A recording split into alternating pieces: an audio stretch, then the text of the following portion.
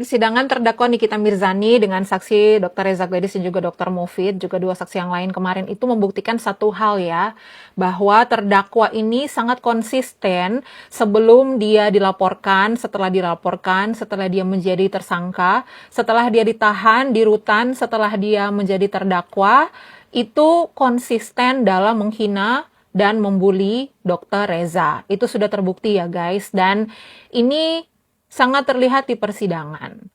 Yang kedua, hal yang terbukti lainnya bahwa memang si terdakwa ini itu tidak ada etika dan tidak ada adab dan moralnya. Bahwa ketika dia duduk di kursi pesakitan, di hadapan para majelis hakim yang mulia itu, dia masih sempat-sempatnya mengacungkan jari tengah. Tidak ada adab, tidak ada moral, tidak ada etika. Itu sangat dibangga-banggakan sekali ketika si pesakitan ini mengacungkan jari tengahnya di hadapan para majelis hakim yang mulia.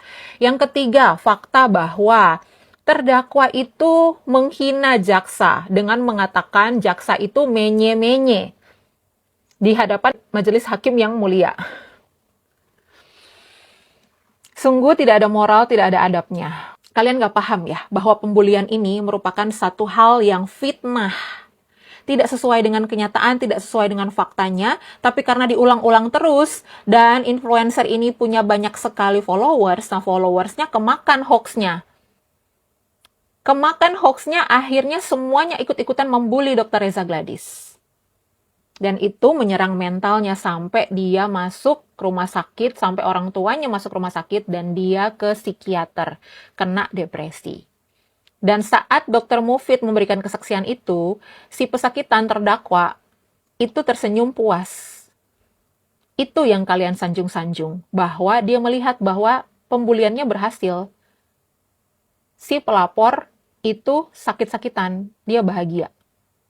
Pembulian inilah pintu masuk daripada si terdakwa untuk memakai temannya untuk meminta sejumlah uang. Nah, di situ pintu masuknya, bullying yang akhirnya mengarahkan si terdakwa untuk memeras. Di situ dugaan pemerasannya. Makanya disuruh apa? Transfer duit. Tapi memang buat orang yang nggak ngerti ya, akan terus menggiring ini adalah pencemaran nama baik. Padahal udah jelas-jelas ini pemerasan dengan ancaman. Nah, itulah ancamannya, bullying dan fitnah. Ya, karena si influencer merasa dia punya power, punya jutaan followers. Paham? Diarahkan oleh kemarin yang dibilang Dokter Oki. Kalian dengar sendiri kesaksian daripada Reza Gladys.